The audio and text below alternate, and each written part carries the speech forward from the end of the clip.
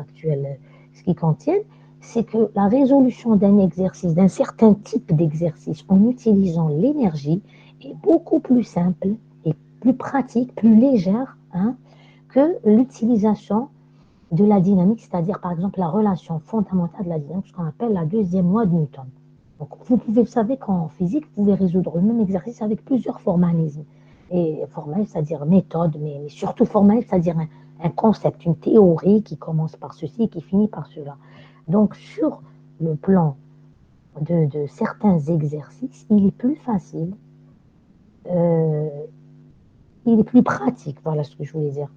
La résolution est plus simple de l'exercice quand on utilise le théorème de l'énergie. Parce que tout simplement, non seulement elle est plus simple, mais plus rapide. Plus simple dans le sens où l'énergie en général utilise des notions, des paramètres, des grandeurs scalaires. D'accord. L'énergie, c'est une grandeur scalaire, mais vectorielle.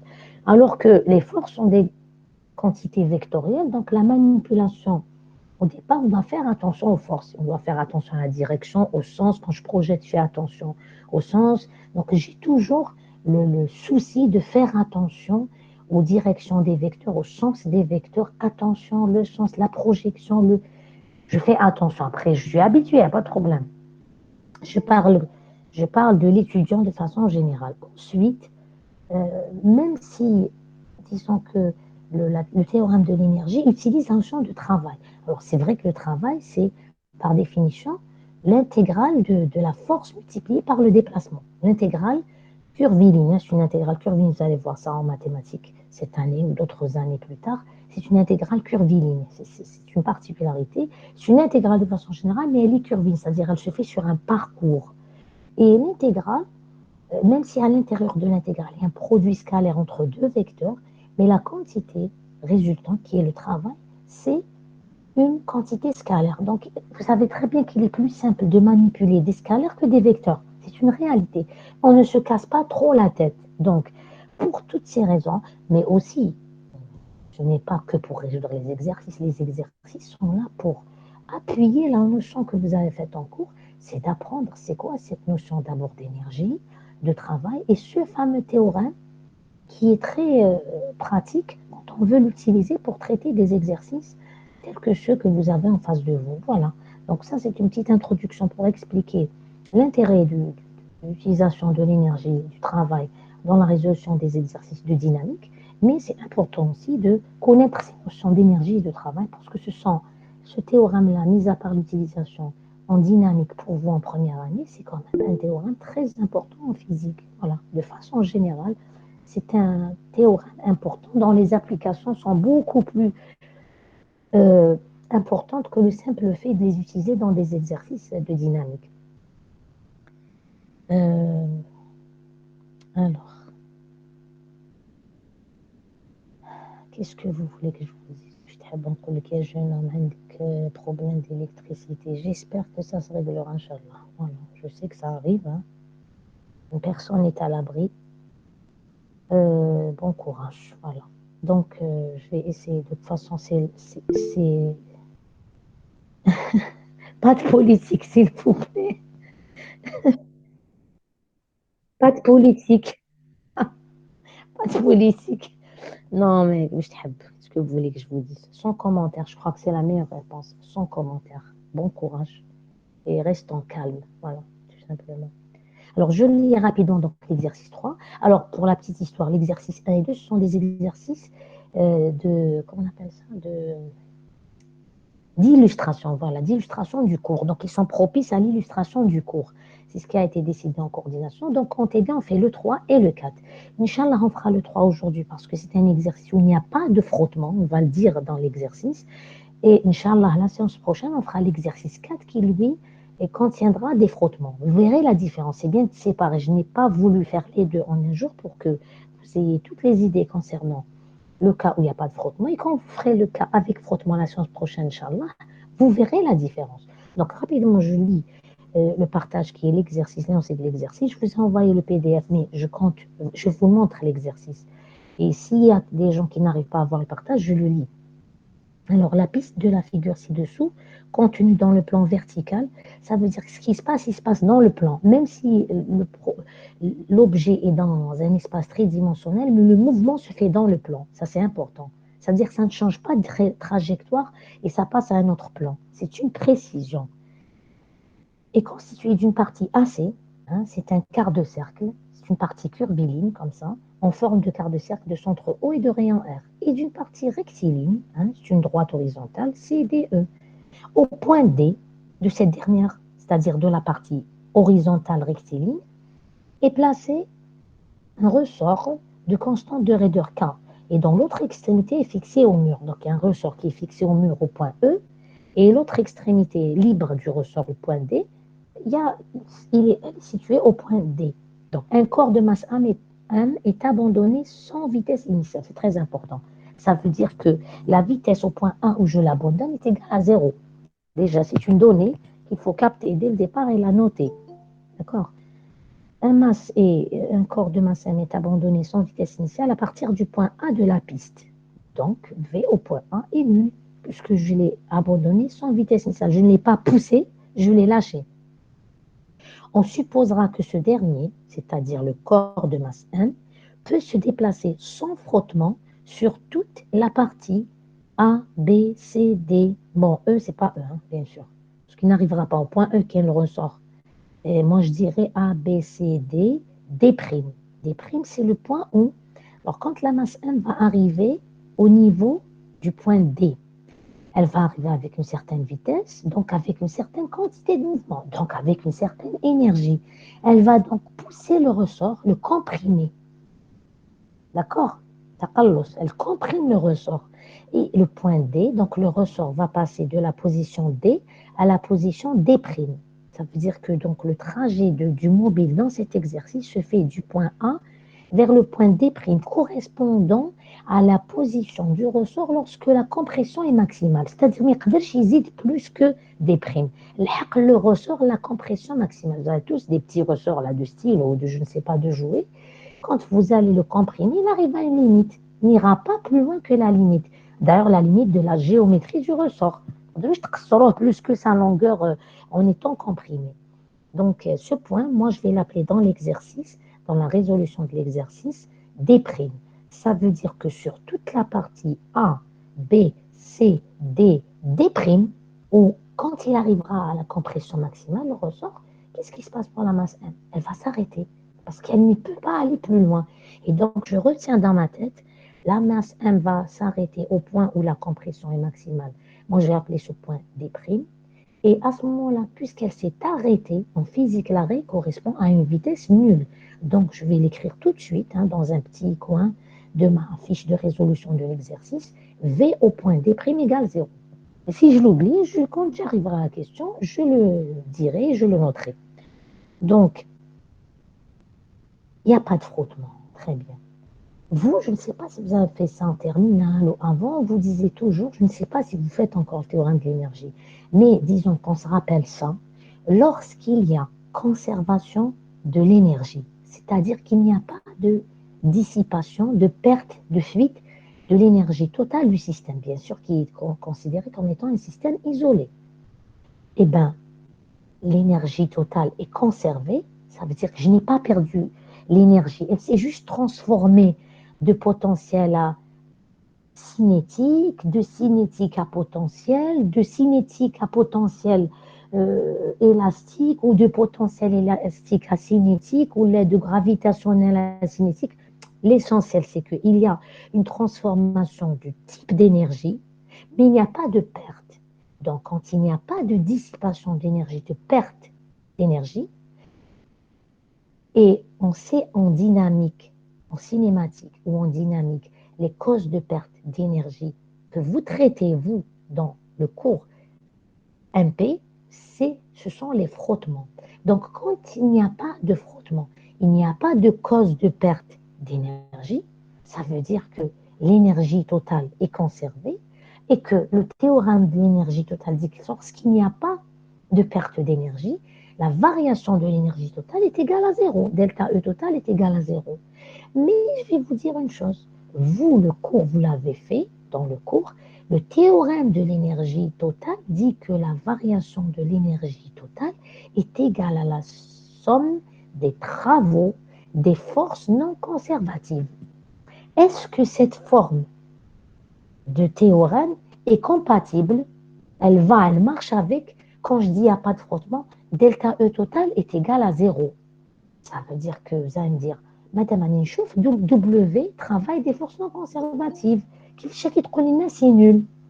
Ah, je vais vous dire, si au bout du travail que je vais faire, je trouve que ce travail n'est pas égal à zéro, il y a un problème, puisque au tout départ, il n'y a pas de frottement, donc il y a conservation de l'énergie.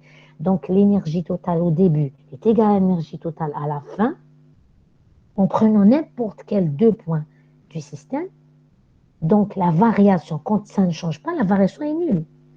Si je trouve que le travail n'est pas nul, ça me dirait un problème, madame. Mais si je trouve que le travail est nul, c'est compatible. Et je vous dis d'office, d'avance, c'est logique. Yanni, je vous ai dit ça juste comme ça, pour vous ramener dans la suite des idées. Bien sûr que je vais trouver le travail des forces non conservatives, pardon, égal à zéro lorsqu'il n'y a pas de frottement. Sinon, il y a un problème en physique.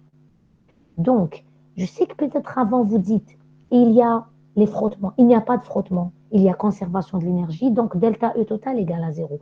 Mais moi, je ne veux pas utiliser directement comme ça. J'utilise la loi que j'ai faite en cours. Delta E total, c'est le travail des forces non conservatives. Ce théorème, il est équivalent au théorème de l'énergie cinétique qui dit que delta de l'énergie cinétique est égale au travail des forces extérieures. Alors la différence entre le théorème de l'énergie cinétique et le théorème de l'énergie totale est la suivante.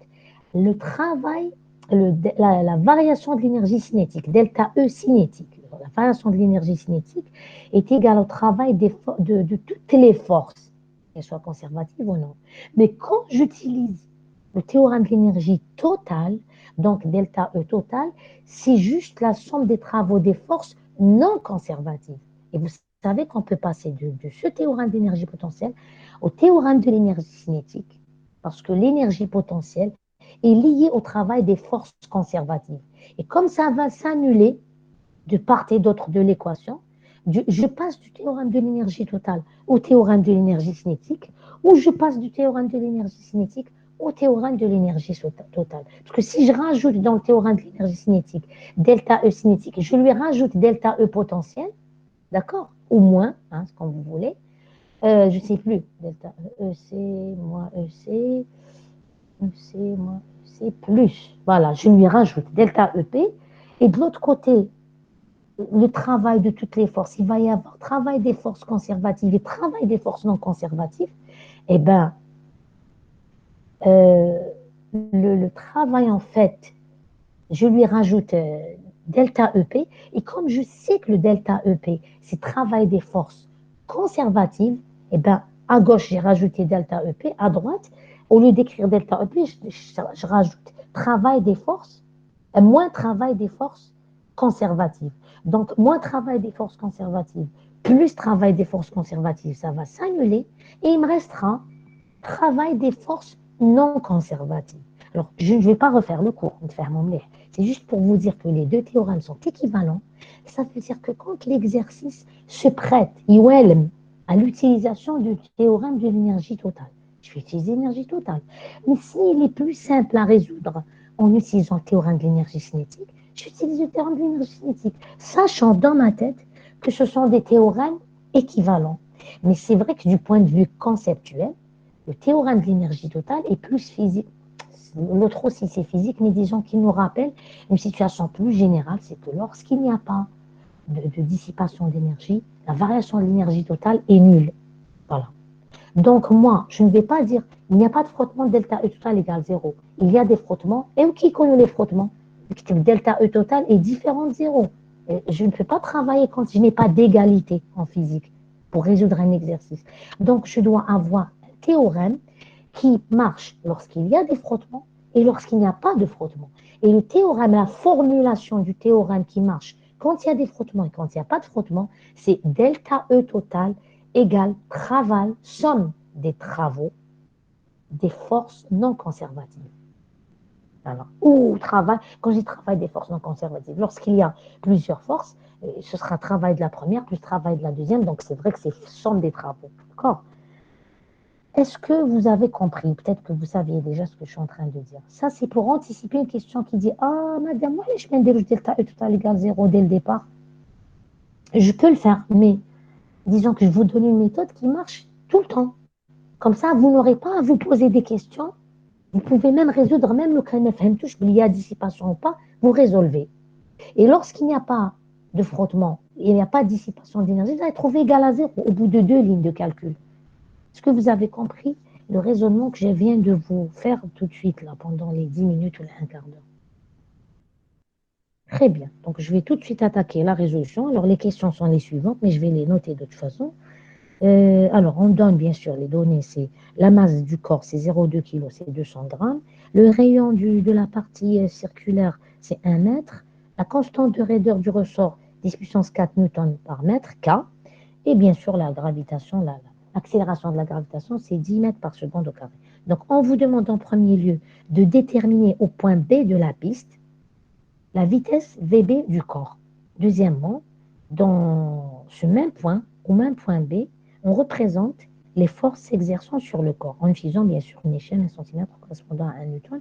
Et enfin, en question 3, calculer la compression maximale X1 du ressort lorsque le corps vient le percuter. Je vous ai expliqué, le corps arrive, il pousse, il comprime le ressort, il va se déplacer d'une certaine distance, et ce déplacement du ressort, c'est la valeur de la compression, et comme il va arriver au maximum, c'est la compression maximale. Très bien. Je quitte le partage et je mets celui de l'exercice.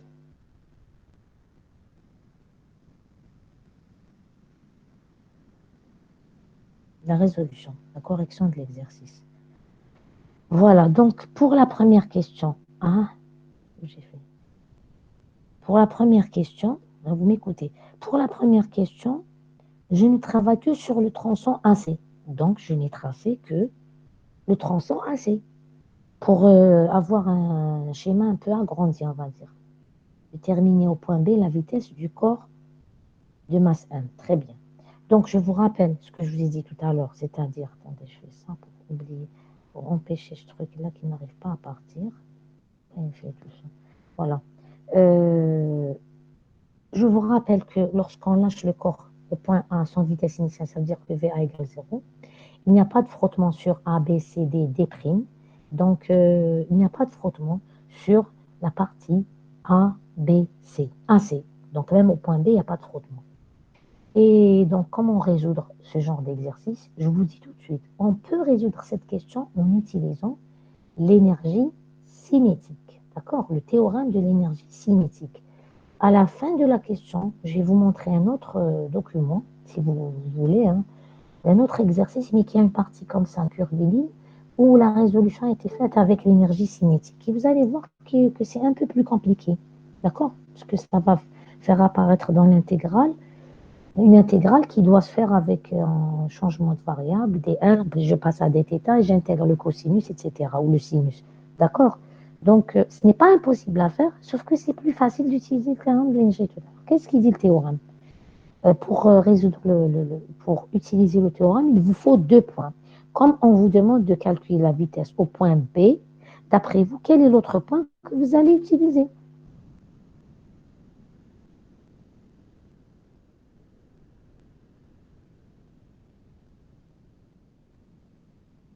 Quel est le deuxième point qu'on va utiliser? Parce que pour utiliser le théorème de l'énergie totale, il vous faut 2 points.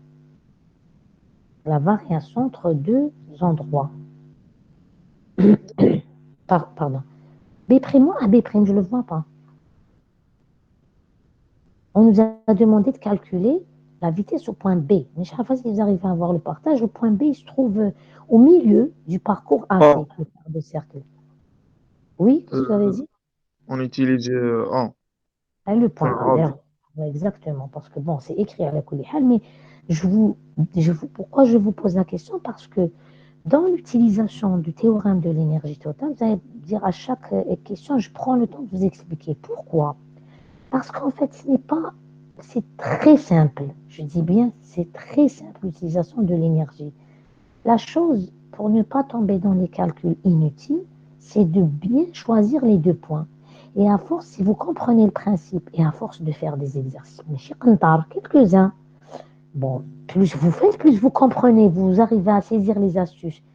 Mais ça ne veut pas dire que plus vous faites, plus vous comprenez. Essayez d'abord de comprendre le principe. Le choix des deux points est très important. Alors, quand on vous dit calculer la vitesse au point B, vous n'avez pas le choix. Le point B, vous devez le prendre comme point parce que c'est là que vous avez besoin de connaître la vitesse. Et quand on utilise l'énergie totale ou cinétique, elle va me donner un demi de m v au carré. Donc, je suis obligée de prendre le point B. Mais l'autre point que je vais utiliser, lui, j'ai le choix. Le théorème ne me dit pas la variation entre deux points. Attention, le premier point il doit être comme ça, le deuxième il est comme ça. Non. Elle vous dit choisissez deux points et appliquez le théorème de l'énergie totale. Ça veut dire que vous, Douka, c'est quoi votre rôle? C'est de bien choisir un des deux points. Parce que Wahed Bain, ça va être le point où on me demande de calculer la vitesse ou l'angle ou je ne sais quoi, ou la compression, c'est clair. L'autre point, lui, vous avez le choix. Et quand vous avez ce choix, vous avez intérêt, à bien le choisir. Pourquoi? Ça ne veut pas dire que ça ne marchera pas avec un autre point. D'abord, il faut avoir des données en ce point. Parce que si vous choisissez un point connu, même comme la vitesse, même comme la hauteur, vous ne pouvez pas résoudre l'exercice. Mais si vous avez deux ou trois points, vous avez les données.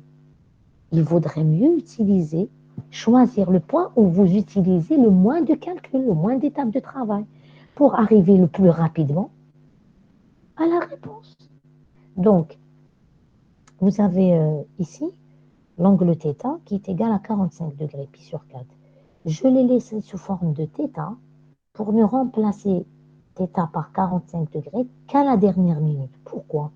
Parce que si je résous cet exercice avec un θ inconnu, la réponse va être valable pour n'importe quel point situé sur le trajet AC, qu'il soit proche de A, proche de C, au milieu, entre les deux, le point A lui-même, le point C lui-même.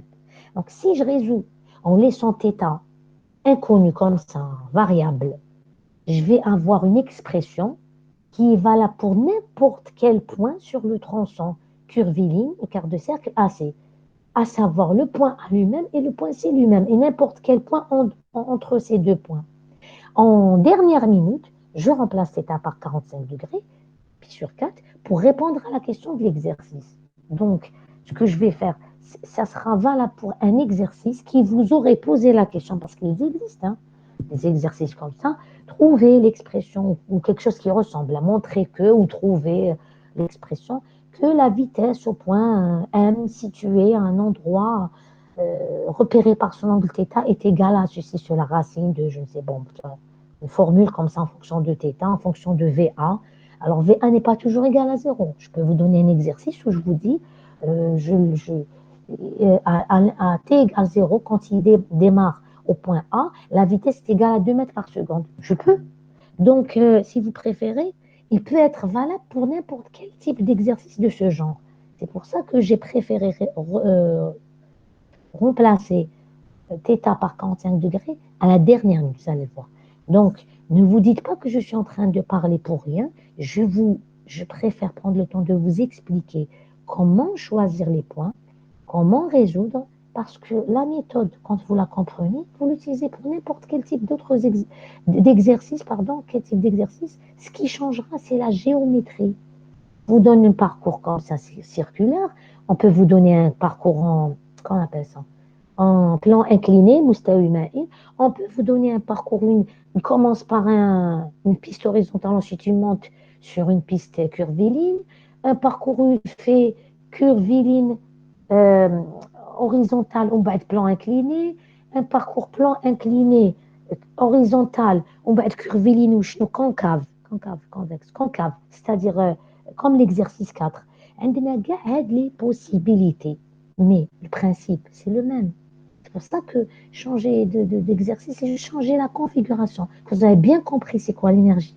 C'est quoi l'énergie totale, cinétique, potentiel gravitationnel, potentiel élastique, euh, etc. Ce n'est plus un problème. Voilà. Alors, donc, je choisis, comme a dit votre camarade, d'appliquer le théorème entre le point A et le point B. Pourquoi? Une petite question. Pourquoi? Parce que point A, j'ai la vitesse. Parce que écrire l'énergie totale, c'est-à-dire l'énergie cinétique, 1 demi de 1v2, et énergie potentielle. Dans cette partie de l'exercice, entre A et C, la seule énergie potentielle qui existe, comme la seule force qui existe, c'est la force de gravitation. Quel est le type d'énergie potentielle associée à la gravitation? Un instant à votre réponse, rapidement s'il vous plaît.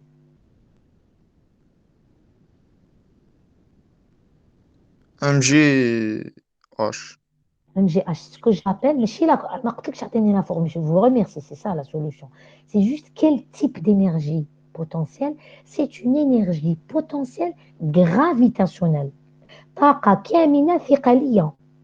D'accord? جاذبية ou ثقلية, je ne sais pas comment on appelle d'ailleurs. Gravitationnelle, normalement جاذبية, voilà. Mais on peut appeler aussi ثقلية. C'est une énergie potentielle gravitationnelle. Parce que comme force conservative, il n'y a que le poids. La force conservative, c'est la force qui dérive d'un potentiel, donc qui est la dérivée d'une énergie potentielle. Donc le poids est la dérivée de quel type d'énergie potentielle? C'est l'énergie potentielle gravitationnelle qui s'exprime bien sûr comme étant mgh. En pensant à ce mgh que vous avez dit, monsieur, c'est que est-ce que j'ai le h au point A? Je l'ai. Est-ce que j'ai la vitesse? Elle est nulle, je l'ai. Donc je peux, quand j'utilise deux points du parcours pour calculer, pour utiliser énergie totale, le théorème de l'énergie totale, il faut que dans l'un des points, j'ai toutes les données pour avoir la vitesse exactement au point B. Maintenant, si on me dit trouver là l'expression, ben, j'utilise le point où l'expression est la plus simple à écrire. Voilà, je me débrouille pour trouver la réponse qu'on m'a demandé de trouver. Voilà, en général. Mais c'est clair, c'est-à-dire on est au point B, quel est le point que je peux prendre? C'est le point A. Voilà, puisque j'ai la donnée de la vitesse et de la hauteur qui me donne l'énergie potentielle.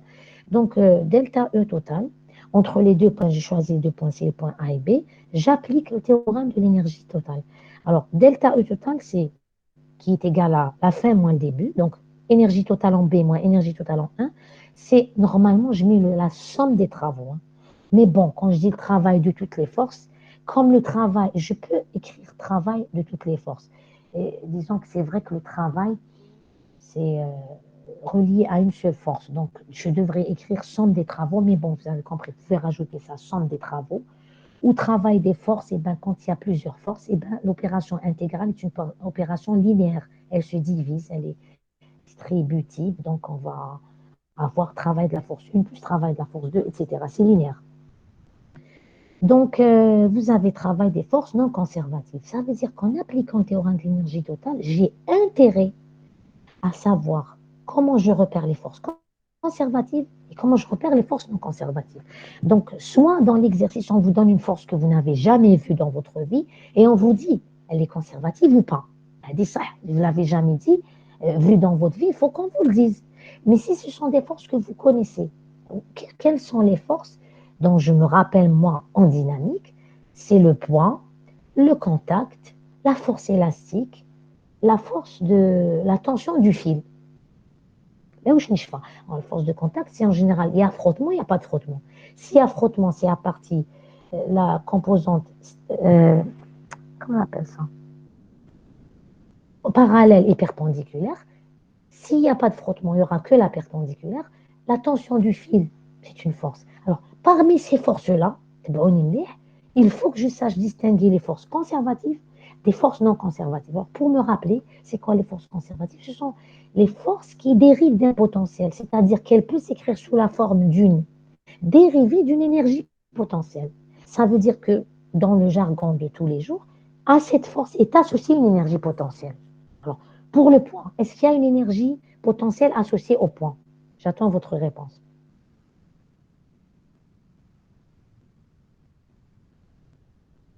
Il y a vite, Oui, vite. vous répétez, madame. Le point, est-ce qu'il y a une énergie potentielle associée au point? ثقل. Non, madame. علاش واش قلت لي من قبيل ام جي اش؟ Le poids, Euh, c'est mg. EP, EP, Le poids, c'est mg. L'énergie gravitationnel. potentielle gravitationnelle, c'est mgh. Donc, en fait, le poids, il s'écrit comme étant moins la dérivée de l'énergie potentielle mgh. Bon, quand je dis moins, la dérivée, c'est en fait moins le gradient. gradient étant une fonction vectorielle euh, qui transforme une fonction scalaire en une fonction vectorielle. Parce que le poids est un vecteur. Il faut que j'ai à droite un vecteur, à gauche et à droite. Donc, est-ce que la force de contact, on l'écrit sous forme, est-ce qu'il y a une énergie potentielle liée à la force de contact? Est-ce que سمعتوا بها انتوما؟ Non. Non, je n'ai pas vu un jour quelqu'un écrire C perpendiculaire ou C parallèle ou C égale moins la dérivée d'une énergie. D'accord, très bien. Donc, normalement, on le sait, vous le savez maintenant, la force de contact n'est pas conservative.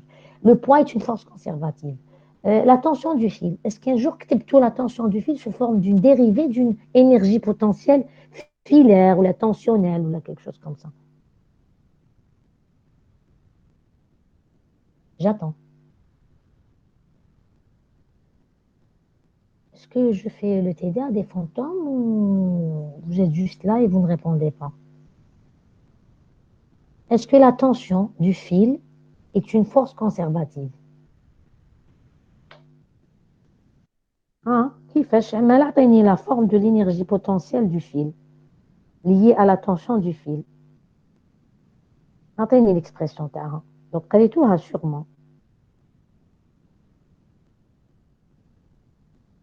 Alors, est-ce que la tension du fil est une force Quel âge? conservative? Non. Non. Il n'y a pas de force. Voilà.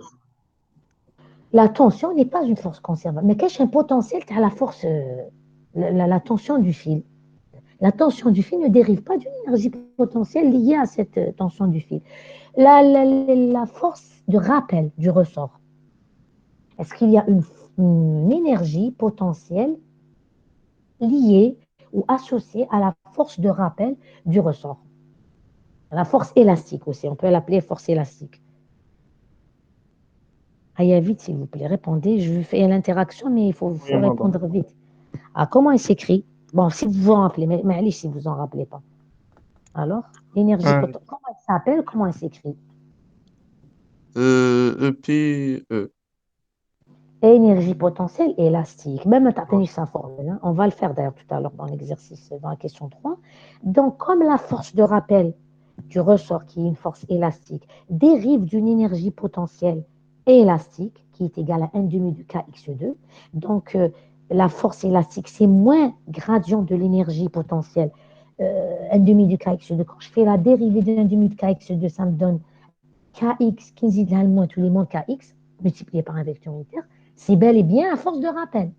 Donc, vous le savez, et on l'a démontré, et on le sait, et on le dit en physique, la force de rappel du ressort, ou la force élastique, ou ce que vous appelez tension du ressort, chacun comment on l'appelle, est une force conservative. Donc, finalement, quelque part, d'après ce que j'ai vu, que vous avez fait en physique dans ce module, les forces conservatives que vous avez connues, c'est la force gravitationnelle et la force de rappel du ressort. En dehors de ces deux forces, les autres forces ne sont pas conservatives. Sauf si je viens, je vous dis, je vous donne la force F, qui est conservative. À ce moment-là, c'est moi qui vous l'ai dit. Vous n'êtes pas obligé de la connaître. Donc moi, je dis, c'est plus intéressant de savoir distinguer les forces conservatives des forces non conservatives. Quand vous venez appliquer le théorème de l'énergie totale, vous ne vous gourrez pas, d'accord? Donc, c'est très important. Et pour moi, personnellement, sauf si vous avez vu encore une autre méthode ou avec d'autres camarades, on vous a donné une autre astuce, pour moi, il faut se rappeler que le poids est une force conservative, la force élastique, la force de rappel du ressort, c'est une force conservative. Et en dehors de ces deux forces conservatives, les autres ne sont pas conservatives parce qu'elle ne s'écrit pas sous la forme d'une dérivée d'une énergie potentielle liée à ces forces. Sauf si l'enseignant, l'exercice ou je ne sais qui vous dit ça c'est une force conservative ou vient vous dire lui-même ça c'est une force non conservative. Alors, que vous ne la connaissiez pas avant. Mais là, ce que vous connaissez, si vous vous rappelez d'autres forces, vous me rappelez, hein, pas de problème. Vous avez vu le poids, elle est conservative, la force. Hein. La force de rappel du ressort conservative, la tension du fil non conservative, le contact, que ce soit parallèle ou perpendiculaire, c'est non conservatif. Voilà. Déjà, hadou, C'est bon, je les connais. Donc, je peux appliquer le théorème de l'énergie totale. Donc, travail des forces non conservatives. Maintenant, vous devez me dire quelles sont les forces non conservatives. Je suis obligée d'écrire maintenant la suite de l'exercice. Allez, dites-moi. Alors, je vous dis les forces appliquées. Vous avez le poids, c'est une force conservative. La force de contact, qui est perpendiculaire à la surface. Pourquoi? Parce qu'on m'a dit que dans cet exercice, il n'y avait pas de frottement. Donc, je vous rappelle rapidement le dessin qu'on va résoudre tout à l'heure, qu'on va voir dans la résolution de la question 2. Ah, la force de contact. Elle est en rouge ici. On va la tracer tout à l'heure quand on la calculera. Et voici le poids. Pourquoi elle est comme ça dirigée sur l'axe normal? Parce qu'elle doit être perpendiculaire à la surface en tout point. Et la position perpendiculaire à la surface curviligne en tout point, c'est celle qui est sur le rayon du cercle ou du quart de cercle. Donc, à chaque endroit, la force de contact est portée par le rayon parce qu'elle doit être perpendiculaire parce qu'il n'y a pas de frottement. Je reviens donc rapidement. Donc, vous avez la force de contact, on explique, c'est une force non conservative, il n'y a pas de frottement. Non, c'est perpendiculaire, c'est pas parce qu'il y a, là, elle est non conservative parce qu'elle est non conservative, parce qu'elle ne dérive pas d'un potentiel. Et j'ai écrit la seule force autre que le poids, c'est perpendiculaire, ou allez, c'est parallèle, parce qu'il n'y a pas de frottement. Alors, qu'il n'y a pas de frottement, c'est lié, regardez la flèche, au signal, là, à l'indice perpendiculaire. C'est-à-dire, je vous dis, il n'y a que le perpendiculaire parce qu'il n'y a pas de frottement. D'accord? Donc, je réécris la formule étoile, hein, c'est-à-dire la formule étoile, théorème de l'énergie totale, avec somme des travaux, bien sûr. Dans cet exercice, il y a une seule force. C'est pour ça que c'est un seul travail. S'il y avait plusieurs forces non conservatives, on est W de la première force, plus W de la deuxième force, plus etc. Il y a 20 forces non conservatives, on calcule tous les travaux. Bon, alors E total en B moins E total en A, et c'est travail de quoi? De la seule force conservative. Dans cet exercice, c'est dans cette partie AC, qui est C perpendiculaire entre les points A et B. Attention, même travail doit être calculé entre les mêmes deux points. Alors, par définition, maintenant, il faut que maintenant j'applique. Alors, ça, c'est simple, on va le calculer tout à l'heure. E total en A, c'est très simple, on va le calculer tout à l'heure, mais je commence par le plus, entre guillemets, compliqué. Enfin, compliqué, c'est simple aussi. Par définition, j'écris toujours la définition des choses.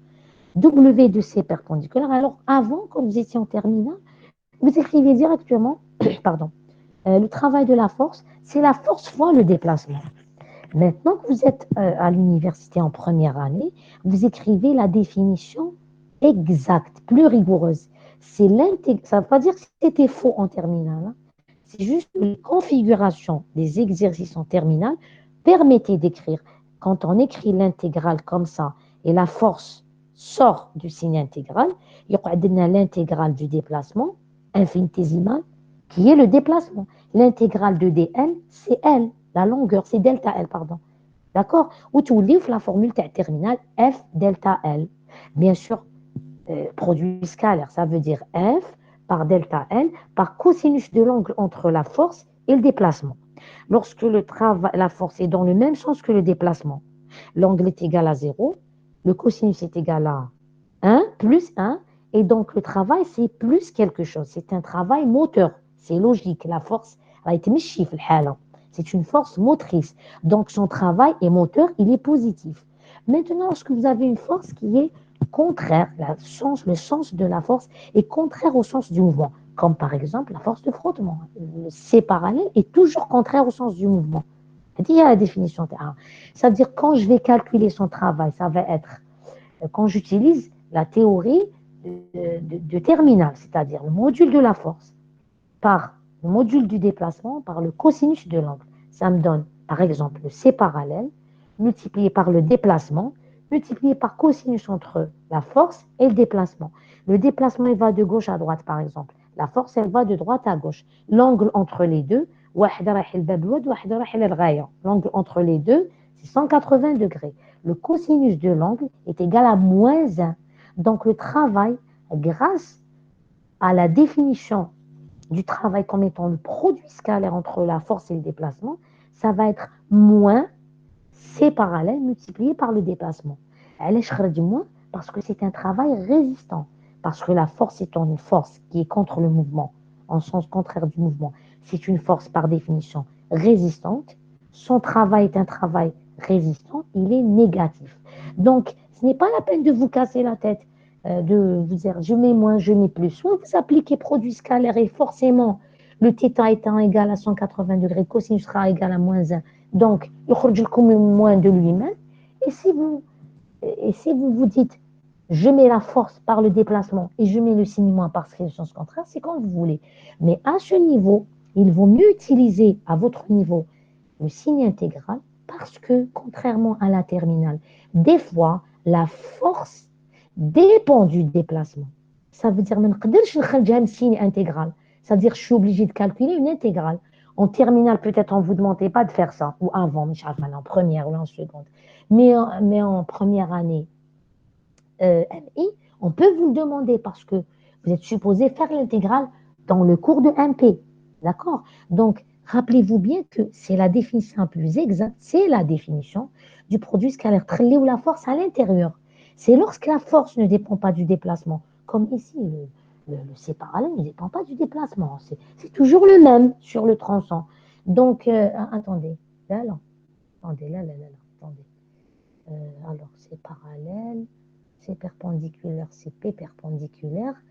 Non, justement, c'est le meilleur exemple où une C perpendiculaire, il dépend du déplacement. Parce que DS, DS, l'élément infinitésimal de, de, de déplacement, c'est R dθ. Parce que S, la coordonnée curviligne, par exemple la distance AB, S, c'est l'angle, ou la BC, c'est l'angle θ, multiplié par le rayon. Si je veux l'infinitésimal, donc je dis DS, c'est R qui ne change pas, dθ.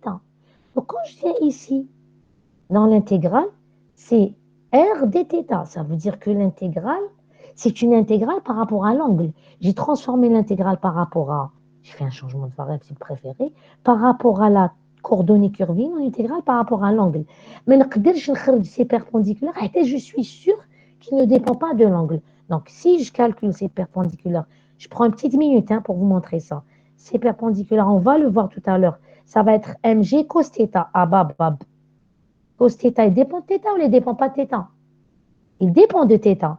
Donc, je vais l'intégrale. Donc, dans ce cas-là, je suis obligée de calculer ces perpendiculaires ou les C parallèles, ce que vous voulez.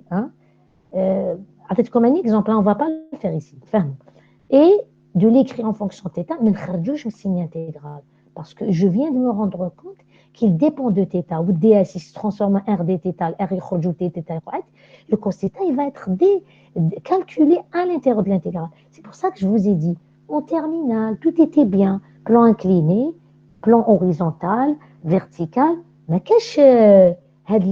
ou bien on n'utilisait pas l'intégrale, on ne la calculait pas. Mais là, si je devais calculer l'intégrale, peut-être que je vais le faire pour l'exercice 4, si j'utilise le théorème d'énergie, qu'on appelle ça. Si je même en utilisant soit l'énergie totale ou la cinétique, si je fais ça, eh ben j'aurai ça. Si j'ai un parcours curviligne, le C perpendiculaire ou bien le C parallèle est fonction de θ. Parce que واحد s'écrit comme étant mg cos θ ou la sin θ, ça dépend comment est l'angle défini. Des fois, quand ils le définissent là, quand ils le définissent ici, l'angle. Dans cet exercice, il est là. Quand il y a d'autres exercices, ils définissent l'angle ici. Donc, soit cos θ, soit sin θ, c'est en fonction du θ. Donc, voilà. Je vous disais juste, je préfère garder mais dérouler, je travaille égale la force par le déplacement. Donc, c'est la définition, l'intégrale de ces ds, déplacement infinitésimal. Alors, derrière l'intégrale, c'est quand on aura intégré qui sera devenu delta L ou la delta θ ou je sais pas. Et pourquoi il est égal à 0, tiens? Parce que c'est perpendiculaire, regardez, c'est perpendiculaire. C'est perpendiculaire et perpendiculaire au déplacement. À chaque instant, le ds, il est là. C'est une petite surface, là, une petite portion linéaire qui est perpendiculaire à ces perpendiculaires. Donc, son produit scalaire entre deux vecteurs perpendiculaires, il est nul. Donc, puisque Drlan est nul, l'intégrale de Haja nul, elle est nulle. Donc, c'est 0. C'est pour ça que, comme c'est perpendiculaire et perpendiculaire au déplacement, Ce produit scalaire est nul, donc le travail est nul. C'est une force non conservative.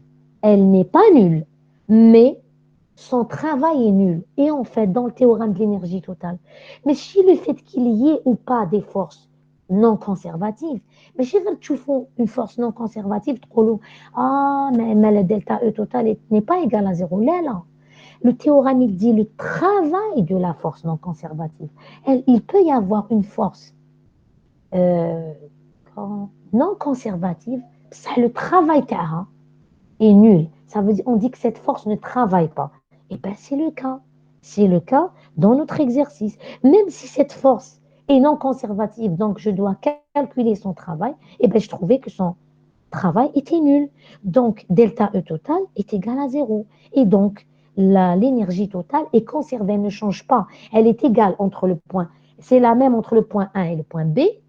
Mais si je suis le raisonnement, si l'énergie totale ne change pas, en A, elle est la même qu'en B, ben elle est la même qu'en C. Eh ben, pourquoi elle ne serait pas la même en D aussi et en D' aussi? Eh bien oui, d'accord. Donc, on est tombé dans le cas où vous nous dites, madame, je suppose, madame, on est dans le cas où il n'y a pas de frottement et on nous a dit quand il n'y a pas de frottement, eh bien delta E total égale à zéro. Oui, Heilig, delta E total égale à zéro. Mais si vous préférez, on l'a démontré. Hein? Et comme je ne suis pas sûre de savoir à chaque fois est-ce qu'il y a conservation ou pas, j'applique le théorème. Et s'il y a conservation, s'il n'y a pas de frottement, les calculs. Le travail des forces non conservatives est nul. C'est comme c'est le cas ici.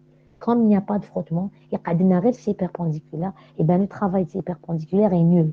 Donc delta E total égale 0, il n'y a pas de variation, l'énergie totale est conservée, donc l'énergie totale en A est égale en B, le pour plus tard est égal à C, on ne sait jamais, j'en ai besoin, elle est égale à l'énergie totale en D, et elle est égale à l'énergie totale en D'.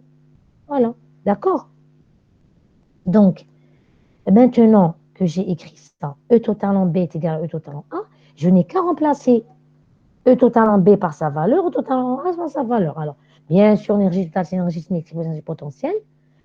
La seule énergie potentielle ici, je vous ai dit, c'est l'énergie potentielle gravitationnelle. Pourquoi? Parce que la seule force qui dérive d'un potentiel dans cette partie de l'exercice entre A et C, c'est la force gravitationnelle. D'accord? C'est le poids. Donc, l'énergie potentielle gravitationnelle, si je réécris la formule, EC plus EP égale à EC plus EP, en précisant que c'est EP gravitationnel. C'est bien de le préciser comme ça compte. Vous aurez plusieurs types d'énergie potentielle. Vous les distinguez. Donc, vous mettez EC en B plus EP gravitationnel en B est égal à EC en A plus EP gravitationnel en A. Je précise juste une chose. C'est que, bon, je ne la dis pas tout de suite. Attention, quand on veut calculer les énergies potentielles gravitationnelles, il est nécessaire de définir une origine. Oui, je les prends égales à zéro. Ben, dans cet exercice, il est logique, comme il va du point 1 vers le point C, on va dire descend, c'est-à-dire il descend de A vers C, où il dit qu'il met le tronçon, il va de A vers C, ensuite il continue sur le tronçon horizontal. Bon, ben écoutez, c'est logique de choisir l'origine des énergies potentielles gravitationnelles au niveau du sol, c'est-à-dire sur la partie CD ou CDE, d'accord, sur la partie horizontale. C'est pour cela que, regardez ici, qu'est-ce que j'ai mis? La partie j'ai fait un zoom sur la partie AC, l'origine des énergies potentielles gravitationnelles EPG. Donc ici, à ce niveau-là du sol, sur la partie CDE, EPG est égal à zéro. Vous devez absolument le préciser dans la résolution d'un exercice. Non, mais vous devez dire, pour calculer vos énergies potentielles, E égale EPG égale MGH, il faut que EPG égale à zéro au niveau H égale zéro, c'est-à-dire au niveau du sol. D'accord? Donc, on prend comme origine des énergies potentielles gravitationnelles celle au sol, c'est-à-dire HB égale 0. Ce que c'est HB? C'est la hauteur du point B par rapport au sol, c'est-à-dire qu'il n'est pas le point C. Voilà, c'est le point là. On te dit au niveau du sol, on a compris. D'accord? Donc, sur le tronçon CDE, comme je vous ai dit, Autre chose, donc, quand j'arrive ici, l'énergie cinétique au point A, l'énergie potentielle au point A, qui a une hauteur, elle va avoir une valeur. Par contre, l'énergie que j'ai écrit, voilà, très bien. Et l'énergie cinétique au niveau du point A, c'est 1 demi de m VA au carré. Mais je vous ai dit VA égale à 0. Donc l'énergie cinétique au point A est égale à 0. Voilà. Donc ici, je vais avoir 0. Ici, je vais la calculer. C'est quoi l'énergie potentielle gravitationnelle au point A? Comme a dit votre camarade, MGH, je ne sais n'importe quel H. HA, moi je l'ai appelé HA pour dire la hauteur au point A. HB pour dire la hauteur au point B. Comme ça, je ne mélange pas les pinceaux. Et HA, qu'est-ce que vous remarquez? Déroule la parallèle par rapport à là. HA, ce n'est rien d'autre que le rayon du quart de cercle. Donc HA, c'est R.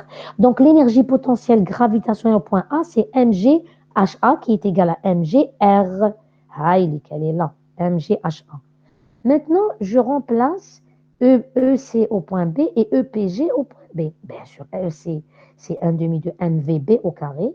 Et ici, c'est mghb. D'accord? HA, c'est R. HB, je vais voir le schéma. Regardez le schéma. HB, c'est HA moins H. C'est bien ça. C'est la grande moins ici, la hauteur H. Alors, le grand, la HA, c'est R, je le connais. Par contre, le petit H, je dois le calculer en fonction de choses que je connais. Alors, si je fais cosinus θ, c'est H, que je ne connais pas, sur grand R, l'hypoténuse, que je connais. Donc, H, petit H, c'est R cosinus θ. Là, c'est bon, parce que le θ, je l'ai. D'accord? Donc, HA, HB, c'est HA moins H, c'est R moins H, et H, c'est R cos θ. Donc, HB, je reviens à l'écriture, c'est R moins le petit h qui est R cos θ. Ben, du coup, HB, c'est R, facture de 1 moins cos θ. Je reviens à l'écriture ici, et je remplace parce que je viens de trouver. Donc, 1 demi de mvb carré plus mg, hb, je remplace par mg, r, facteur de 1 moins cos θ, c'est mgr, parce que c'est mg, ha et ha, c'est r. Donc, regardez le terme qui va se simplifier ici, c'est mgr, je distribue, plus, moins, pardon, mgr cos θ. Et à droite, j'ai mgr, donc il va se simplifier. Et j'aurai 1 demi de mv2, le moins il passe à droite, il devient plus, c'est R, G, M, cos θ. Le M, il va se simplifier. Donc, 1 demi de VB carré, c'est RG cos θ. Et le 1 demi, je le fais passer à droite, ça me donne 2GR ou RG cosinus θ. Alors, pourquoi je l'ai encadré? Pourtant, on a demandé de calculer la vitesse à l'angle θ qui est égal à pi sur 4. Je l'ai laissé valable parce que regardez ce que j'ai écrit ici en petit rose. Relation valable pour n'importe quel point M repéré par son angle θ sur le tronçon curviligne AB. Ça veut dire que cette formule, n'importe quel point ici, repéré par son angle θ, attention les élèves, les étudiants, ici θ, on l'a défini comme étant au point A est égal à pi sur 2 et au point C est égal à 0. En général, je dis bien dans ce genre d'exercice, l'angle θ, il est défini ici pour dire quand point A est égal à 0. Et quand je descends, je balaye tout ça, au point C est égal à pi sur 2. Mais bon, dans cet exercice, on l'a donné ici. Ça ne va pas m'empêcher de le résoudre. Je dis juste, faites attention. Je parcours les formules. Parce qu'aujourd'hui, je vous le donne ici, θ. La formule, elle change. Le cosinus, il devient sinus. Le sinus, il devient cosinus. Donc, attention, à chaque fois que vous faites le calcul, je dis cosinus θ égale H sur R. Si j'avais mis le θ ici, j'aurais dit, le sinus, il est là. Sinus θ égale à H sur R. Parce que head, là, partie, dit maintenant en parallèle, et le sinus de l'angle, c'est cette longueur-là qui vient ici, divisé par R. Donc, j'aurai dans la formule un sinus au lieu d'un cosinus. Donc, je dis bien, n'apprenez jamais les formules par cœur. Ça dépend de la définition de l'angle θ. Et je vous dis en général, on a résolu l'année passée un exercice, le θ, il était défini ici. Et cette formule, regardez bien cette formule, regardez. VB, c'est 2GR cos θ. J'aurais même pu mettre VM, c'est de GR cos θ, c'est-à-dire n'importe quel n, point n sur ce tronçon. Si je veux calculer la vitesse au point A, est-ce que je vais trouver VA égale 0? On va voir. Au point A, le θ qu'on m'a défini dans cet exercice est égal à combien? Dans cet exercice, j'attends votre réponse. Le θ est égal à combien au point A? Allez vite, s'il vous plaît. قريب يلحق الوقت. θ est égal à combien au point A?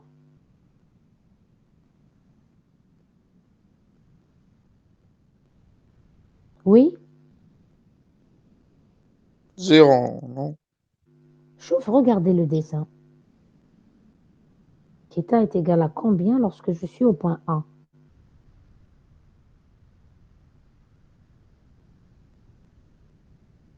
Déplacez le rayon, déplacez par l'imaginaire la masse M et faites-la arriver au point A. وقولوا لي شحال لحق θ.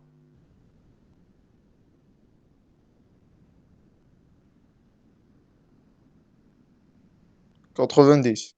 Exactement, pi sur 2. Donc le cosinus de 90 degrés, pi sur 2, j'ai bien utilisé les radians. Cosinus de pi sur 2, c'est égal à combien? Zéro. 0. Donc ça me fait 2 cas. Eh bien oui, c'est le cas. Donc cette formule est bel et bien valable pour n'importe quel point sur le tronçon AB. C'est juste que moi j'ai écrit VB, parce qu'on m'a demandé de calculer au point B, mais en fait elle est valable pour n'importe quel point. J'aurais pu mettre VM. C'est valable pour B, c'est valable pour A et c'est valable pour C. Mais parce que même au niveau de C, au point C, ça va être le cosinus. Par contre, θ est égal à quoi au point C? Il est égal à combien θ au point C? Allez, vite, s'il vous plaît. Comme le temps passe, à midi, on doit finir. Allez. Bon, au point C, puisque vous ne répondez pas, le θ est égal à 0. Donc, je peux avoir la vitesse au point C, si j'en avais besoin. Si, hein, au conditionnel. Donc, là, c'est bon. J'ai trouvé la formule que je cherchais, sauf que, bien sûr, je dois calculer la vitesse. Donc, je dois remplacer θ par 45 degrés. Puis, aïe, j'ai fait une gaffe, je crois. Non, c'est bon. Qui est égal à pi sur 4. Donc, cosinus de pi sur 4, qui est 45 degrés, c'est racine de 2 sur 2, ou bien 1 sur racine de 2, c'est comme vous voulez. Et donc, VB carré, c'est 2R racine de 2 sur 2. Le 2 et le 2 se simplifient. J'aurai GR racine de 2. Ça, c'est VB au carré. Donc, VB, c'est racine de GR racine de 2. Ou bien, vous faites carrément le cosinus à la calculatrice. Vous faites VB, c'est racine de tout ça. 2GR cosinus pi sur 4. Vous calculez. Pour moi, je vous ai dit à chaque fois, je ne calcule pas. Je ne fais pas les applications numériques. Je n'avais pas sous les yeux la calculatrice. Mais si vous remplacez racine de 2 par sa valeur 1,41, 4, vous multipliez par ça, donc 14, 1, je ne sais pas quoi, et donc vous faites racine de 14 et quelques, ça vous donne, bon, 3, 3, 9, 4, 4, non, donc 3 et quelques. 9, 16, 3 et quelques, 3, quelque chose sûrement. Donc vous faites l'application numérique, d'accord? Voilà. La deuxième, est-ce que vous avez compris? Là, j'ai expliqué et tout est clair. On a calculé la valeur de la vitesse au point B. Maintenant, on vous demande de représenter les forces qui s'exercent sur le corps en Pardon. utilisant... Pardon. Oui, On peut calculer l'arc AB et on dérive AB et on obtient VB. Non? علاش vous dérivez ما فهمتش j'ai pas compris. Est-ce que vous utilisez le théorème de l'énergie totale ou la cinétique ou la واش théorème vous utilisez نحسبوا القوس AB ومن بعد نخرجوا vous l'avez calculé AB est égal à euh, R R multiplié par l'an qui est pi sur 2 هكذا. Donc c'est R pi oui. sur 4 pardon. R pi sur 4 صح ومن بعد ومن بعد نديريفيوها علاش نديريفيوها باش نصيبوا السرعة VB. ah vous voulez dire alors vous vous dites l'expression de la vitesse c'est V, il faut savoir chaque drôle, V, c'est ds sur dt. هكذا. Et S, Oui, c'est R dθ sur dt. oui, Ça, la vitesse, elle est instantanée. Donc, au point B, vous allez dire VB, c'est R dθ sur dt au point B. Est-ce qu'il y a un dθ sur dt au point B? Est-ce qu'il y a un non, Alors, chauffe. Si vous voulez faire ça, je ne vais pas parler à des idées. Résolvez-le. Mais les relations اللي تستعملهم qui تخرج لي la valeur de la vitesse égale à celle que j'ai obtenue avec votre méthode, il n'y a pas de problème, بعتها لي في الماil. D'accord? Je la partagerai. Et faites-le. ok, non. أعطينيش une idée. خدمها كيما راك تخمم. Et en écrivant, vous allez vous rendre compte, est-ce que c'est juste chaque تكتب ولا لا لا, mais c'est bien de penser à autre chose. Vous voulez utiliser la définition de la vitesse, sachant que, jeune homme, on demande la vitesse linéaire. Bien sûr, dθ sur dt, c'est la vitesse angulaire, mais elle est liée à la vitesse linéaire. وشوف est-ce qu'il y a les éléments au point B. Mais il y a bien vous allez avoir besoin d'un autre point. Mais معليش, faites-le. Faites la méthode اللي حبيت وبعت لي. Je vous rappelle juste qu'on vous demande la vitesse. Quand on ne précise pas, c'est la vitesse linéaire. Or, dθ sur dt, c'est oméga, c'est la vitesse angulaire. Il y a une relation, bien sûr, entre les deux. C'est que la vitesse linéaire, c'est R multiplié par dθ sur dt. C'est clair. Voilà. Je referme la parenthèse que j'ai répondu à votre question. Donc, je continue avec la question 2. Je vais tracer les forces, donc je dois déterminer les forces. Et si j'ai besoin de connaître les modules, j'utilise la relation fondamentale de la dynamique. Bon, pour le poids, je n'ai pas besoin de connaître la relation fondamentale. Je sais que le poids, c'est mg. Donc, c'est la masse 0,2 kg multiplié par 10 mètres par seconde au carré. Ça me donne 2 newtons. Je représente ça par 2 cm. Ça, c'est 2 cm vers le bas. Attention, petite remarque, je me suis trompée en dessinant. Je n'ai pas fait gaffe, j'étais pressée. Et puis, j'ai eu la flemme de refaire parce que j'avais déjà fait la feuille parce que ça me dérangeait de... J'avais déjà fait la projection P perpendiculaire. Donc, en fait, le poids, je dois le tracer au niveau du centre de gravité de la masse. D'accord? Donc, il doit être tracé ici, comme ça. C'est pas grave, il a la même longueur, sauf qu'il doit être tracé à partir du centre de gravité. Le C perpendiculaire, lui, vous pouvez le tracer à partir d'ici parce que c'est une force de contact et le point d'application, c'est le contact. Ensuite, quand vous décalez le P perpendiculaire, il va être décalé, bien sûr, d'accord? Donc, le P, je l'ai tracé. Maintenant, je dois tracer ces perpendiculaires.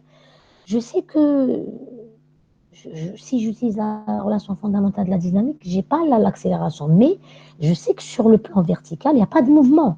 La masse ne bouge pas sur ce plan vertical, on va dire normal. Hein.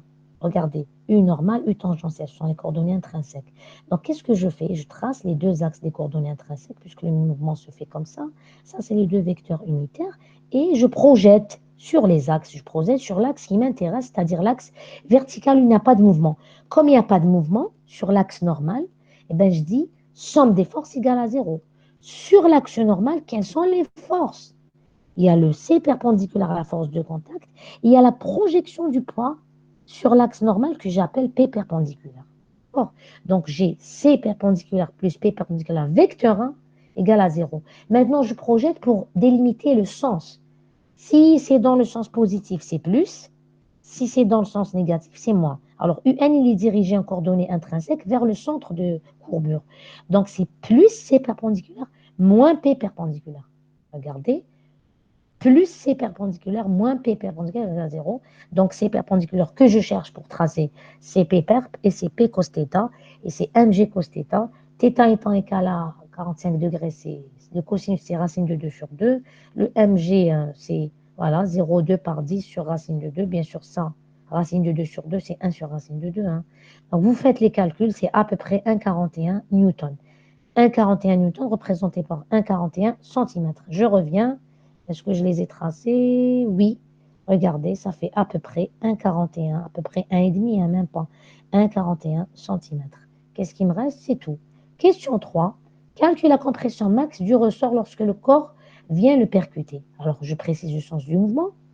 Je calcule, on me demande de calculer la compression max, et je vous ai dit, quand le corps de masse M démarre en A, il arrive en B, là où là on avait calculé sa vitesse, il passe par C, il continue tout droit parce qu'il a de la vitesse, il n'est pas freiné parce qu'il n'y a pas de frottement, il arrive au point D, il rencontre le ressort libre. Alors attention, il y a un petit vide là, normalement il n'y a pas de vide, c'est collé. Le ressort, on dirait qu'il a été coupé, il n'est pas coupé. C'est un défaut de dessin, ce que j'avais dessiné au crayon, et j'ai refait au stabilo, et puis quand j'ai effacé, je n'ai pas fait gaffe. Donc attention, il n'y a pas de coupure ici, il est collé, hein, d'accord? Attention. Et donc il arrive au point D, il va le pousser, il a une vitesse, une impulsion, il va pousser jusqu'à arriver à la compression max. Regardez, le point D', c'est le point final, là où il s'arrête, et la distance, c'est la compression du ressort, c'est X max. Donc il s'arrête au point D, il a fait entre D et D', X max, c'est ce qu'on nous dit dans l'exercice. Et bien sûr, je vous précise que comme il s'arrête en D', c'est-à-dire la vitesse au point D' est égale à 0. Je vais calculer le théorème de l'énergie cinétique, potentielle, pardon, totale. Allez, j'ai tout dit. Théorème de l'énergie totale pour résoudre l'exercice, parce qu'il s'y prête. Maintenant, je vous pose une question et s'il vous plaît, répondez rapidement. D'après vous, quels sont les points que je vais utiliser pour appliquer le théorème de l'énergie totale? Il me faut 2 points. Je vous devance, le deuxième point, il est clair, on n'a pas le choix, c'est le point D'.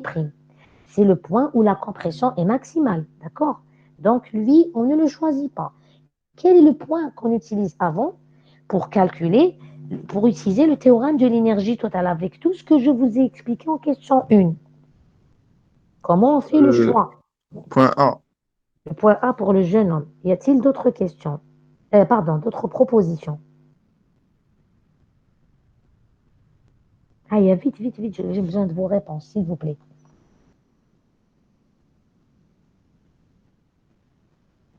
Alors, j'attends toujours, sinon je suis en train de faire le TD à des fantômes.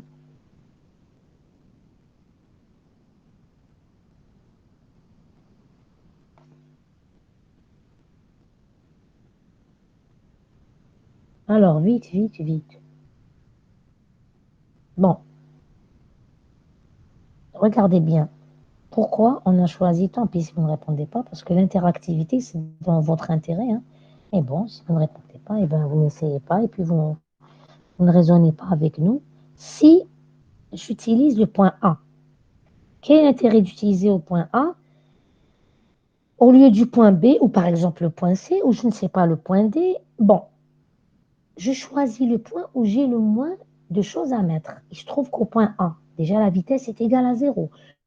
Donc quand je vais écrire delta E total entre A et D', l'énergie totale au point A qui est égale à l'énergie cinétique plus l'énergie potentielle, d'abord est-ce que j'ai les données? Est-ce que j'ai l'énergie cinétique en A? Oui, parce que VA égale 0, donc l'énergie cinétique est égale à 0. Je l'ai et en plus elle est simple, elle est nulle. Donc ça me fait 0 dans les écritures. L'énergie potentielle, il n'y a que l'énergie potentielle gravitationnelle sur le tronçon AC, je précise. Donc l'énergie potentielle gravitationnelle, je l'ai déjà exprimée dans la question 1, c'est mgr, elle est prête. Je l'ai écrite, elle est prête. J'écris EPG au point A, c'est mgr, EC au point A, c'est 0, et ici au point D', là, je n'ai pas le choix, je vais vous dire c'est égal à quoi. Si j'avais pris le point B, j'ai déjà calculé la vitesse au point B, certes. Donc, je vais écrire 1 demi de m VB au carré. Et VB ne sera pas nul. Elle a une valeur, celle que j'ai calculée, regardez ici. Par exemple, 1 demi de m VB carré, c'est mgr cos θ. D'accord? Parce que quand je vous vois ici, 1 demi de m, c'est 1 demi à 2, c'est mgr cos θ. Très bien. Plus l'énergie potentielle, elle est où? Plus l'énergie potentielle gravitationnelle au point B, c'est mgHB qui est égal à mg R facteur de 1 moins cos θ. Donc, au lieu d'avoir comme au point A 0 plus mgr, j'aurai 2 mgr cos θ plus mgr facteur de 1 moins cos θ Et qu'est-ce que j'aurai finalement? تبقوا مليح, hein? MGR plus MGR cos θ moins MGR cos θ. Donc, au final, je vais retrouver MGR. Donc, que j'utilise le point A ou le point B, le résultat est logiquement le même. Sauf qu'au point A, ça m'a demandé un monôme, c'est-à-dire 0 plus MGR. Alors qu'au point B, ça va me demander MGR cos θ plus MGR facteur de 1 moins cos θ. Et une ligne de plus bas, j'écrirai c'est égal à MGR. Donc, est-ce que vous voyez ce que je veux dire? C'est équivalent logiquement dans le résultat final, mais dans les calculs, c'est plus simple d'utiliser le point A. Parce que vous auriez pu vous dire, ah, mais dans la question 1, on m'a demandé la vitesse au point B. Donc peut-être que c'est logique de l'utiliser maintenant. Non, rien ne vous force à le faire. Si vous pouvez utiliser, parce que le théorème, il s'applique entre D' et n'importe quel autre point. D'accord? Vous auriez pu, par exemple, utiliser le point C aussi. Mais au point C, je n'ai pas la vitesse. Je dois la calculer. C'est vrai qu'au point C, l'avantage, c'est que l'énergie potentielle gravitationnelle est nulle. Mais la vitesse, elle n'est pas connue tout de suite. Je dois la calculer en utilisant la formule ici, qui est valable partout. Mais dans l'exercice, je vous rappelle que eux, ils ne vous avaient pas demandé une formule générale en fonction de θ. Ils vous avaient juste dit trouver en VB la vitesse au point B. C'est moi qui vous ai dit, allez, je l'écris de façon générale. Ben là, il y a des gens qui l'auraient mis directement là. Cosinus pi sur 4, c'est H sur R, donc H, c'est R. Cosinus pi sur 4, c'est R, racine de 2 sur 2. Ou une formule qui donne uniquement la vitesse au point B. Donc, d'après l'exercice, et je vous montre tout ça pour vous dire, le choix du point de départ est très important. ماشي pour le résultat, كاع يخرجوا des résultats. كاين peut-être اللي ما يخرجولكمش des résultats si vous n'avez pas à ce niveau de point la vitesse. تقدروش تخرجوا le résultat. Mais vous choisissez le point qui vous demande le moins de calcul et où vous avez des données. Au point A, j'ai des données. Au point B, j'ai des données. Mais au point A, c'est plus simple. Les données, c'est 0 plus MGR. Au point B, la vitesse n'est pas nulle et la hauteur n'est pas simple à écrire. Et la ligne d'après, je vais retrouver le même résultat. Mais j'ai une ligne de calcul de plus.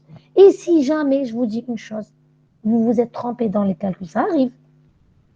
Vous êtes trompé dans le résultat de VB ou تستعملوه في la question 3 ou traduire le résultat faux.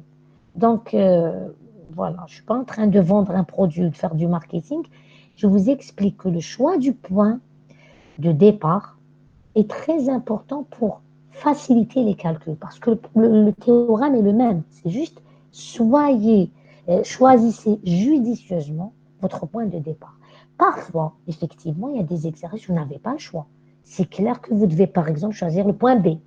Par exemple, je dis ça comme ça. Parfois, c'est clair que vous devez choisir le point C. Parce que dans la question d'avant, vous avez calculé la vitesse au point C. Il y a par exemple, vous avez la vitesse au point C. Vous vous dites, c'est plus logique de sur la ligne où il y a uniquement l'énergie cinétique. Parce que l'énergie potentielle, elle est nulle. Donc, tu as 1 demi de MVC carré plus 0 égale 1 demi de la suite de l'énergie totale en D. Voilà. Et V, c'est par exemple, si on vous avait demandé de la calculer, تحطوها.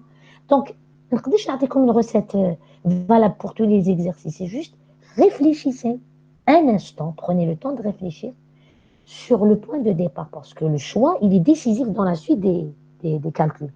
Alors, rapidement, donc, je calcule, je précise, de A à D. Les forces exercées sont le poids, le C perpendiculaire, et sachant que C perpendiculaire, elle est non conservative, d'accord? Mais de D à D', je n'ai pas les mêmes forces.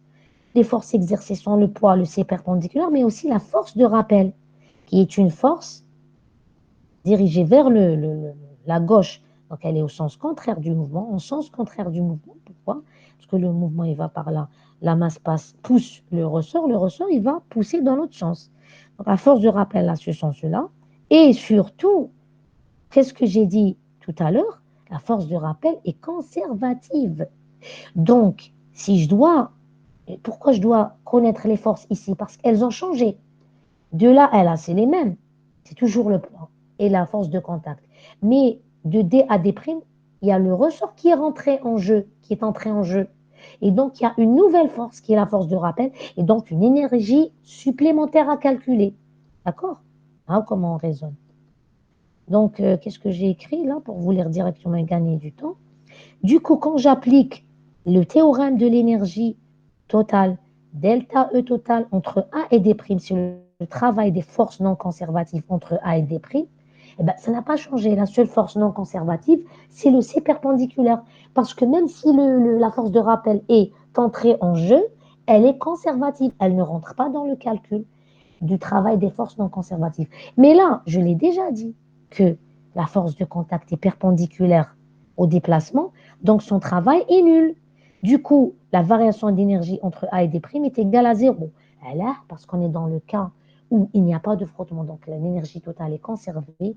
On l'a bien montré puisque le travail est nul. Je retrouve le théorème de l'énergie totale lorsque il n'y a pas de frottement, il n'y a pas de dissipation, donc c'est conservé. Eh bien, l'énergie totale en A est égale à l'énergie totale en D'. En A, vous allez voir que c'est très simple. C'est 0 cinétique plus mgr potentiel. En D' maintenant, vous avez l'énergie cinétique en D' plus l'énergie potentielle gravitationnelle due au poids de la masse m plus l'énergie potentielle élastique. C'est la nouveauté parce qu'il y a la force de rappel. Donc, il y a une énergie potentielle élastique. Et elle est donnée par quoi? Je vous le rappelle, c'est 1 demi de K déplacement au carré. Or, le déplacement, je vous ai dit, on nous a dit, c'est comment on appelle ça, la compression maximale. C'est xm. Quand il passe de D à D', il a fait une compression max, c'est xm, donc 1 demi de x, kxm carré.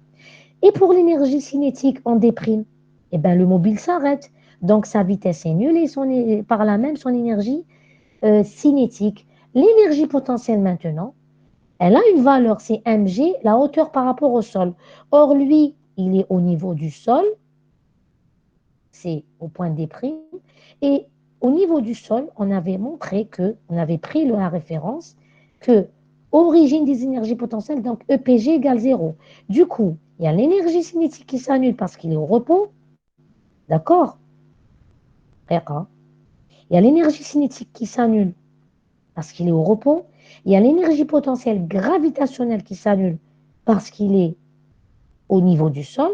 Il reste l'énergie potentielle élastique. Donc, au point D', je n'ai que l'énergie potentielle élastique. Et au point A, je n'ai que l'énergie potentielle gravitationnelle. Donc, j'écris 1 demi de m kxm au carré, c'est égal à mgr. Ou bien, d'après l'ordre, c'est kiff-kiff, hein, mgr, c'est 1 demi de kxm carré. Une fois que j'ai écrit l'égalité, eh ben ça va de soi, ça coule de source. Vous écrivez xm, c'est racine de ça. Vous appliquez la masse 0,2, le g c'est 10, donc 0,2 fois 2, 10 c'est 2, 2 fois 2, 4, r égale à 1, donc racine de 4 c'est 2, en haut c'est 2, k c'est 10 puissance 4, faites la racine, si vous trouvez 10 puissance 2, mia, 2 sur 100 ça donne 0,02 mètres et ça donne 2 cm, voilà, sans calculatrice. X max, donc ça veut dire que l'élongation maximale dans ce cas-là, c'est 2 cm, il s'est déplacé de 2 cm. Sur ce, j'ai fini la série, le traitement de l'exercice 3, j'ai pris tout mon temps. Je dois absolument quitter. Vous avez une question rapide, vous la posez. Sinon, ce sera à la séance prochaine, Inch'Allah. Allez vite, une question rapide, si vous en avez.